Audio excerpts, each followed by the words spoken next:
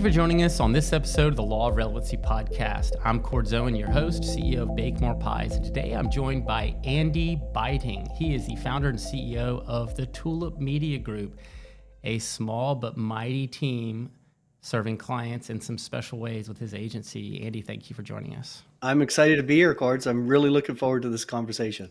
Yeah, me too. And the reason is because, I'm a big fan of any marketing that works is worth doing, as long as it's not hurting your brand. And you've got some really cool ideas and some strategies around some types of marketing that we've used for decades and decades, and that is extremely effective today, and perhaps even more effective these days because it helps you kind of break through the noise, and that, of course, is print media. Yeah, we're big believers in print, along with digital. You need a digital strategy. You also need a print strategy for sure. Well, tell us a little bit about how, when and looking at one of your books, it's one of your 3 pillars of marketing. Explain how the print media works well with the digital and also the interactive side. Sure, and it's interesting. So probably 20 years ago or more, Cordes, I went to a program in Boston at an MIT campus, and the facilitator, it was a 3-year program around business and entrepreneurship, and the facilitator, Vern Harnish, great guy, became a mentor and an advisor of mine over the last number of years, a couple of decades actually. And he always talked about, you need to own the ink in your industry. He said, whatever your customers are reading, have it come from you. You need to position yourself as the authority in the marketplace. And I remember at the time he said, every CEO should write a book, because if you hand over a copy of your book, it is the absolute, you are automatically assumed to be an authority, an expert in your area of your industry. And it's the best business card you could actually hand out. So at the time, I was in a family business and we were in retail, home and garden. And I remember asking him, I said, how could I use that for the retail business? Let's talk about that a little bit. And he said, Andy, why don't you publish some gardening books? Or why doesn't your company publish a gardening magazine? Now, what was interesting is, unbeknownst to me, back in the early 90s, I started collecting mailing addresses and we started doing quarterly newsletters for our family business, and we grew to multiple locations. But this newsletter was the anchor to our marketing, to our whole marketing strategy, because it built a community and people look forward to getting these newsletters every quarter. And unbeknownst to me, back before the term of content marketing was even a thing, we were kind of doing content marketing old school way. So fast forward, talking to Vern, he said, do a magazine. So we decided to take our 8-page 2-color newsletter and create a full 32-page full-blown color magazine. And we had some of our suppliers sponsor it to negate some of the costs. But by us being the retailer, putting out our own home and garden magazine, it set us apart from everybody else in the marketplace. And all of a sudden, we were the number one in all the towns that we had stores in. We were the number one player in those towns. And it was that magazine that gave us that authority, that gave us that connection with our customer, and really became an anchor to our growth in the family business. And I mean, that's how even Tulip Media came about, because other garden centers in other parts of the country saw what we were doing and said, could you do that for us? Yeah. And we started doing it for customized magazines. I kind of launched the idea at a meeting, and I thought, if I have a few garden centers interested in this, it might be an interesting side business. Well, I'll tell you, Cord, it actually, I came away, I was expecting maybe 2 or 3 garden centers, saying yes. And I came away with 14 at one meeting who said, I want a magazine too. And I thought, this could be a whole business. So long story short, I mean, we've been doing Tulip Media now for about 10 years and publishing millions of magazines for garden centers, for insurance agencies, for law firms, for manufacturing companies, for associations, you name it, we're doing it now. I wonder if my real estate agent that I've used a couple times works with you guys. She sends out a magazine. It's about 32 pages. It's full of great real estate related things about taking care of your home and recipes for the season and everything else. And then like the front cover and the back cover are hers. but it all feels like it goes with her. But it's a very similar And there program. are different programs like that. We tend to get a lot more customized. So we do work with a few real estate agencies, and but the full 16 pages or 32 pages, they're all customized, and we help them coordinate the content and so on. But there are programs, I know exactly what you're talking about, but that's a form of it. You send something Yeah. like that out, it's like, wow, somebody else may have great signage, great marketing, but it is our own magazine. If you have your own magazine that you're sending out, Yeah. that kind of sets you It's apart. super cool. Yeah. Well, there's a lot to be said for things that are that tangible. I mean, it really removes any doubt of whether you're a legitimate company or not. It's a it's hundred um percent. you know one of the things that we talk about with some of our clients when we're looking at buying media for them is, if as you move into the realm of like TV and billboards and radio and things that are considered more traditional when we only had a few marketing channels, the fact that people are seeing you in those places, that placement of that media, it means, in a lot of ways subliminally, that you're legitimate and that you can handle their customer service request because you're a big enough company to deal with it. It's just one of those factors that is sort of like in the psyche of consumers about how do you build trust at scale, and having a Exactly. mechanism like that that's tangible, that's recognizable, and you're next to other brands that are at that level, it Yeah, means a lot. it does. And if you're putting out, because a lot of people are putting out content, and that's very prolific. You see it everywhere. People are blogging, people are posting on social media, people are doing a lot of things digitally, and it's great content, don't get me wrong, and there's a place for that. We do a lot of that for our client partners as well on the digital realm. But the way I look at it is that if you can leverage a good keyword strategy, what your customers are reading and what they're interested in, you create content that speaks to them on your blog, on your social media. Why not take an article like that? Because people like to consume content in different ways. Why not take a great 1,000-word article and put it into a magazine? And take a few of those articles. You're creating content, take a few of those articles along with some other content and some other entertainment value, and put it into a magazine. You don't have to recreate new content for it. You're just leveraging it. And that's what I talk about in my first book, is repurposing content on many different avenues, because if it's great content, it's great content. That's it's a really cool concept, because any of us who are doing the most common things in digital marketing, like search advertising, are used to sometimes paying for really important clicks, things that might be 5, 10, $15 a click. And so when you think of, I assume, when you're looking at doing a magazine at scale, like, you're definitely competitive with those costs per clicks, and you can proactively push it in front of somebody who's probably in market for your services. That in a lot of ways, probably doing a magazine like that is a better value than those clicks.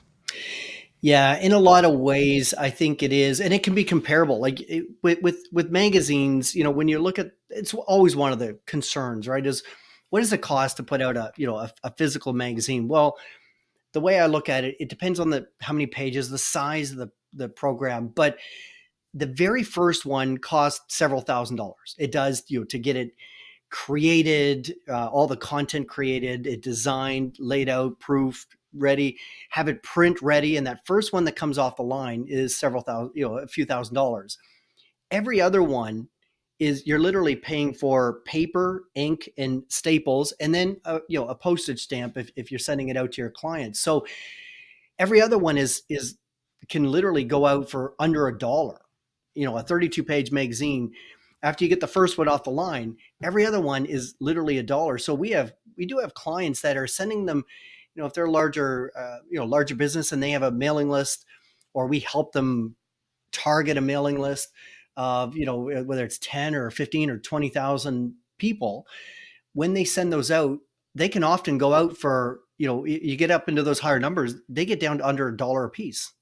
And that's, everything included, including the postage. So it all depends on the needs, but it can be quite cost effective when you get into some higher numbers. It's very cost effective, but even lower numbers, even if you're paying more per magazine, the fact that you're sending that out and you're showing your customers that, we care enough to create this for you and send them out. Like this is one from a law firm that we deal with, and they send it out to their top clients. And it's a way to, really increase and enhance engagement and that sense of community, and showing how much you value your clients. And it's, it can be well worth it for sure. Yeah, I just love I love I love ways where you can really grow a relationship at scale. Yeah. And the fact that literally around the second run of your magazine, you are potentially getting 10 times the reach that you would get with $10 clicks. Yeah. It's amazing. It can be daunting to pull that together, which kind of brings me into the next category of questioning, which is how do you see AI impacting your business? Yeah, on the digital and the print side, both, AI is impacting, I think, every business. And what we're seeing is it's not replacing anybody, right? And I remember when we first really started to adopt it and challenged our team, we're gonna be the pioneers in AI in our industry, in our market. And we actually have one young lady who's really good with it, who is mandated, like a portion of her time, half her time is dedicated. We want her to invest that time finding new AI to bring into the organization. And what we're finding is that it's not replacing anyone. What it's doing is it's making the folks a lot more effective, and a lot more effective by being faster. They can do their work much faster, much more efficiently, but also making them better at their job. Leveraging AI to help with keyword analysis, to understand, how to reach the folks, the target audience. Leveraging AI for design, and that's an area, with the magazines especially, we are seeing a lot of it, whether it's Mid-Journey or creating creating original imagery, or even leveraging AI, because we call it integrated marketing. So when we create content, we want to, like I said before, push it out in many different genres, or many different vehicles. And when we create a great piece of content, we'll often take that and convert it into a video for our client. So we're leveraging AI to help write the script. We still always have the human in the loop, right? That's saying always have good editors, good writers that can look through things, good proofers to make sure that everything's good, and we're crossing all the T's, dotting all the I's. But we'll leverage AI to create that video to help get that out there in the marketplace. There's just so many ways that AI can be used, and it is being used in every business. And you either are in the forefront of adopting it, and like I heard one AI expert talk one time early on.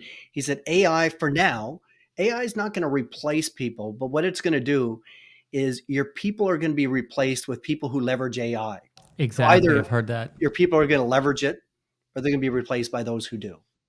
Yeah, those who do use it will be the ones doing the replacing, That's right. at least for now. At least for now. It's getting better and better all the time, which is, of course, scary. As you're talking, and I'm thinking about all the functions that have to do with a magazine. And for us building websites, one of the most difficult things has always been putting that pencil to paper, quote unquote, pencil to paper, to get a draft of some copy. Like a business's writing about us copy has been like some of the most difficult things of all time. Yeah. Literally might take somebody, they can't stand do it. It might take them weeks and weeks to do it. But with AI, you can literally do it in minutes. And Yeah. it's crazy. I think the term pencil to paper is going to go away. The people, like the kids aren't even going to know what that means. Yeah. But yeah, our kids won't even know pencil to paper. What is that? Exactly. So Yeah. it sounds old fashioned, but no, that's really, really cool. So tell us a little bit more about some of the interactivity components of your strategy and how you help your clients. Yeah. So it'd be about 8 years ago or so. We started the business doing the magazines, and we became really good at production management and, managing the projects, working with writers and, ghost writers to create content and so on. And when we started going in and we started realizing that, we're creating great articles, let's adopt, and we get really good at creating effective keyword strategies so that, when we have our our process for doing that, where we study, with a new client partner, you've got to study your own website to see what's drawing people to that website. But also study your competitors, the ones you run into most often, the ones that you aspire to be like. And let's learn from them to find the opportunities to build a really good keyword strategy.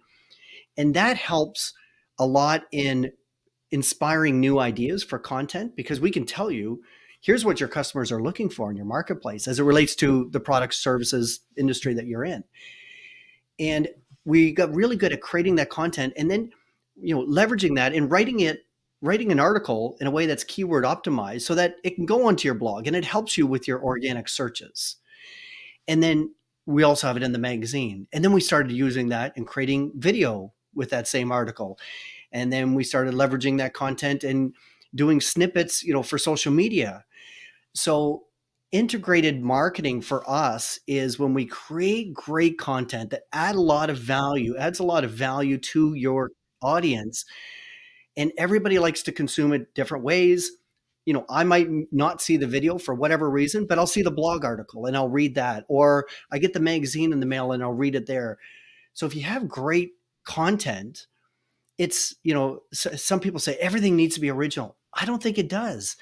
If you have a great content, a great article, and you're answering a question that your audience has a hunger to know more about, put it out there in as many ways as you can so that you can reach as large of audience as you can. And that's what we mean by integrated content marketing, is integrating it across all platforms, including print. Yeah, I love that advice about answering questions. It seems like people who are listening to this trying to figure out what kind of social media content they're going to put out there need to follow that advice.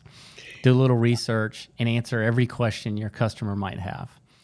Exactly. And I heard one time, if you're wondering about content, just sit down and we did this one time early on in our process, but we sat down with the sales team and we said, okay, what are all the questions we get from prospective clients?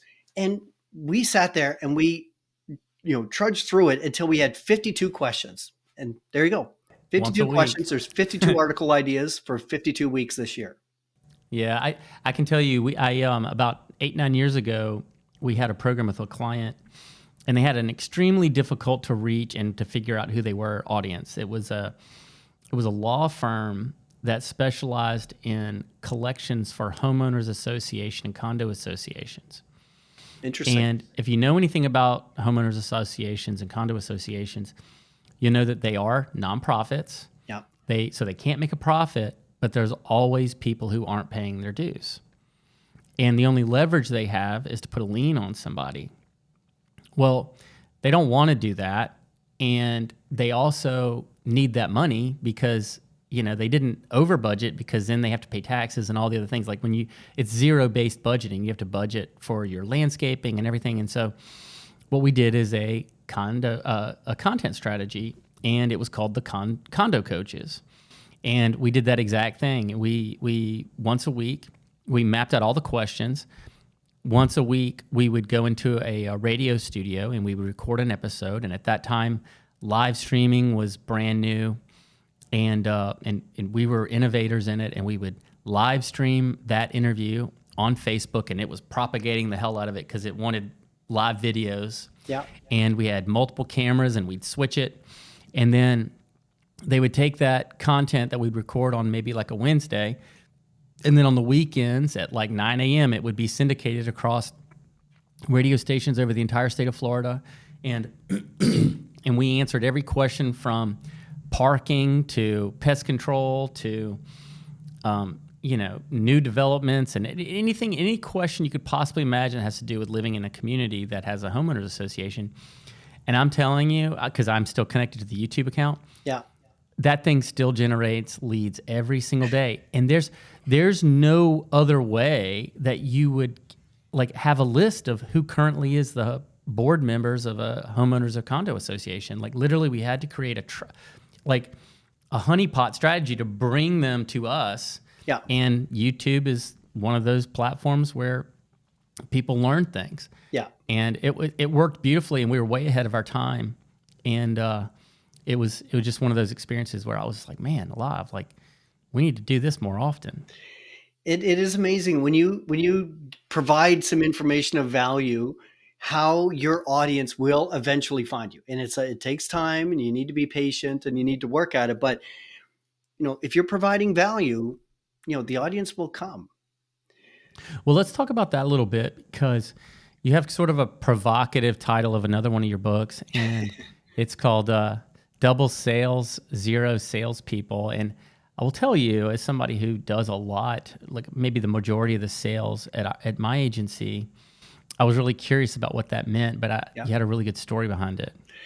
So I talk about the great pivot of 2019, and there was we started the business doing the magazines. We integrated some digital content marketing, and we were growing the business. Initially, it was I literally started the business out of the basement of my house, and it was me calling people that I knew, and then contacts that I had reaching out saying could you do a magazine for me, and we launched it there. We grew it, and some of the first, as we were growing, some of the first employees that I hired, early employees, were I started to build a sales team, and we had grown. We were growing, and we had grown it to where we had a sales team of about 7 people, with a sales manager and a sales team, and we had the office with the Cordes. We had we had the dashboards, the flat screens up on the wall, saying how many calls that were made that day, how many emails were sent, how many demos were booked, how many sample packages went out. They were being tracked by every salesperson, and it was a traditional, what you would expect from a well-run outbound sales organization. That's a very effective strategy most of the time. Well, it can work, and we saw some success early on, but boy, is it ever expensive. It's an expensive strategy, and it depends. What we found in our case was that most people weren't waking up thinking, oh, I'd like to buy I'd like to do a magazine. This was a new concept for most. So anyway, long story short, it was very difficult and became very, very costly. And then I was at a business group that I belonged to, and a couple of my, I have a couple of partners that came in early days. They were there as well. And we listened to a good friend of ours, Patty Condon in Denver. And he talked about how he walked in, he had a construction company, and how with showrooms and workshops in Denver, Minneapolis, and Chicago. And he said, and he told this whole story about how he walked in, and he basically cut out the entire sales department in one day, and what it did for his sales, because then his customers were not talking to a salesperson, where they became defensive and everything else. Right. He said, we lost so many sales that way. He said, but when we removed the salesperson and had the customer talk to a designer, and they were talking about the color of the trim and the countertop and what cabinets they were going to do here and so on, people were excited. And then they went back to the salesperson, and the salesperson lost the sale. Right. That story really resonated with me. So I was talking with my partners. I said, I think we need to talk about this. Anyway, we thought about, we spent a few weeks really thinking it through. But there was one, I can't remember if it was a Tuesday or Wednesday that spring, where I walked into the office. And one by one, I brought everyone in, and I let the entire sales team go, including the manager, in one day. And one afternoon. And, I knew this was the hardest thing I ever had to do, because many of them became very good friends. This was really tough. I think I probably shed more tears than they did that afternoon. But I brought the rest of the team together, and I explained to them, I said, this is what we did. This is the reasons why. I need you to trust us. I need you to trust that we're doing the right thing here. And I want to pivot everything to focus on our digital marketing. And I really want to figure out how to bring people in through digital marketing. And then we'll keep the longevity and the engagement through the magazines. We'll continue with that. but we want to bring people in a different way. And I had a young marketing intern at the time, and what I loved about him, he wasn't afraid he would try anything. So right after that, we were going into our quarterly planning. And I remember they said, okay, we always had sales targets. And what sales targets are we going to have for this quarter? I said, we're going to keep them the same. And I remember my right-hand person, she was furious. She said, don't set us up for failure, banged on the table. And I said, I'm not. I truly believe if we dive into this, and I knew if we just dabbled and we experimented, we wouldn't get there. So a clarification point, you Yeah. didn't just let your sales team go, you also transferred that capital into marketing efforts? I transferred a big chunk of that capital because we were growing, but we were losing money at that time too. So I transferred a big chunk of that to digital marketing and gave a budget, and we would try all these different things.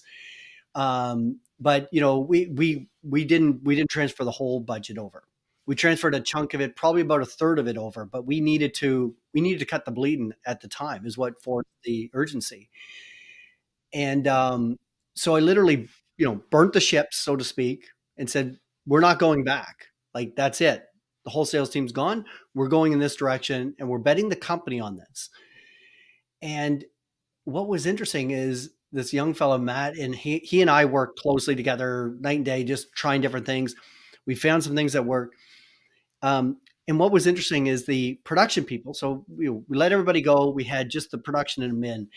And they said, well, who's going to take the sales calls? Said, you guys are. We're not salespeople. I said, no, you're not. And that's the point. You're excited about the designs. You're excited about the work, the content, the coordination, the projects that we're doing for client partners. You're the ones that are excited. When they work with you, they love you. I want you to talk to the prospects. And they said, well, we can't sell. I said, sure you can. So when they're ready to sell, I said, for one, first thing, if you want to bring me in on a call after you've qualified them and they're interested, by all means do that. But towards the end of it, they realized, I talked about I talk quite often about Daniel Pink's book, To Sell Is Human. Everyone's a salesperson. So, you want to get someone very excited. And when they're talking about, oh yeah, this would be great. I could put out my own magazine, or we can do, digital marketing. We could do it this way. Your only line is, we would love to get started with that. We would love to start you off with that. Why don't we set up an orientation call and get it? Yeah, that sounds fun. Yeah, well, that sounds, we would love to do that. Yeah. We would love to do that. And so once they agree and you set up the orientation call, send it off to Stacy in accounting. She'll send out the contract. We get that part of it taken care of, and we move forward. And Cord, we actually hit our sales quota for the first time in 18 months with no salespeople. And that's what, my marketing director was out on mat leave at that time, but came back a few months later. That's Jessica Embry. And it was her and I that said, this is a book. And when we talked about what we did, that's when we started really diving big into digital, because we started telling our client partners how we had transformed our company. And they kept saying, whatever you did for yourself, do that for us. And now we go about, helping people with their digital, integrated with digital and print, both. No, that's really interesting. Having worked in different types of agencies and corporate and whatnot in my career, that's one of the things that fundamentally I always had an issue with, is when you have a sales team, you have to have quotas. Yeah. And when you have quotas, you have pressure. Yeah. And when you have pressure, you might be trying to do deals you shouldn't do because maybe your client isn't ready. It's like, it's not a perfect, like if the gears, they're not doing this exactly all the time. Like that salesperson, when they're being a salesperson, a lot of time are pushing things forward that maybe can put at risk some expectations or whatnot. And so, go ahead. I was just gonna say, and one thing that we found, like salespeople, they work with a lead and that converted to an opportunity. All those, we had our eight stages of our sales process, and we literally went from chasing, I think it was roughly 27 opportunities down to about 6. We ended up going from chasing 60 leads to like 20 or 30. but we doubled our sales trajectory very quickly and Yeah. kept growing from there. That makes a ton of sense, man. But it does, also beg the question. It's like, well, how do you scale? Because as you're having, like, let's say a graphic artist take a sales call, like, they've got work to do also, and if they're taking a lot of those calls, they're going to start get a little itchy. Well, they may or they may not. What we found is that people that go in and we mentor them, like I have a company president, Trevor, who does is an amazing person, and he will work with the designers, with the production managers, and we'll do sales calls with them. We'll mentor them, and they actually enjoy the interaction because they're working away doing graphic design all day long. But if they can do a half an hour discovery call here, or 45 minutes demo Zoom here, they actually enjoy those interactions. Yeah, it's a nice change of pace. It's a nice change of pace. And, if we get over capacity, we hire another designer. And what we found is that when somebody comes through and they spend a few months or a year or more as a production manager or a designer, if they're doing one of those roles first, that's the training they need to be an exceptional salesperson, Right. because they're interacting with client partners all the time. We don't put them on the sales floor, quote unquote, virtual sales floor on day one or month one or even quarter one. We let them ease into it and get used to the production, talking with client partners, showing they can see how these projects come together and how excited the client partner gets and the difference that we're making. And when they truly understand how it works, that's when they can be that, like Patty Condon in Denver, that designer who can get someone really excited about renovating their home. Absolutely. And it's so nice to be able to, if you're a customer or prospect talking to somebody and you have a question about the process or Yeah. something that has to do with the whole workflow, and you ask the question and you get an answer for it right on the spot versus some slick salesperson having to get back to you. Exactly. And they could say, yeah, and this, so we work with this client partner over here, and this is how we handle that exact question you have. And they can speak from experience, not just from hearsay. 100%. No, It that's makes a really huge cool. difference. There's some irony in that is really interesting and worth looking into. Let me ask you one final question. So you've got at least 2 books that I've seen. Yeah. Look, I think you probably have more. At least looking behind you, you have a One couple more. that are displayed. Yeah. And that process of writing a book, has that been replaced with podcasting, or is it migrating? There's still a place for it. It's just evolved. There's still a place to write a book for sure. Just like there's a place for podcasting. There's a place for customized magazines, newsletters, but it's different than it was 10, 20 years ago. So when it comes to writing a book, what's interesting is, writing the book, I did it, and we did it at, in our own agency as a way to establish our credibility, all the reasons why I talk about it, we talked about earlier, but also one of our strategies for getting our word out there is I am on stage quite a bit doing keynote speeches, and writing a book is kind of your entry point, right? If you don't have a book, you're not getting invited to a lot of conventions and so on. So that's the reason for the book. And do I think a book has as much value as it did 20 years ago? Probably not. It's not. I can tell you it's not, because 20 years ago it was really exclusive, and but now it's not as exclusive, but it's still, because of that too, depending on what you want to do. If you want to be known as a thought leader, it's kind of the You entry. still need to do it. Yeah. And if you do a good job and your prospects read it, you've practically already sold them. Well, Vern Harnish, who taught me this, I remember when I did my first book was on retailing, because we were in the home and garden space. And he said, Andy, here's the breakdown of it. 40% of the value of the book is in the name. 40% is in the front cover, and 20% is what's inside, because stats say only 1 in 5 people who buy your book will read it, which is a reality. However, when I hand over a copy of my book and say, here's a book that I wrote, it's done its job.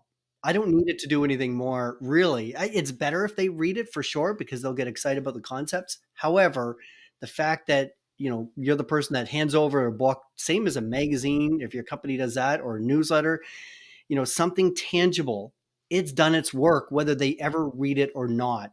It's positioned you as an authority. No, I totally agree with that, and that's so important to do that, to Yeah. position yourself as an authority.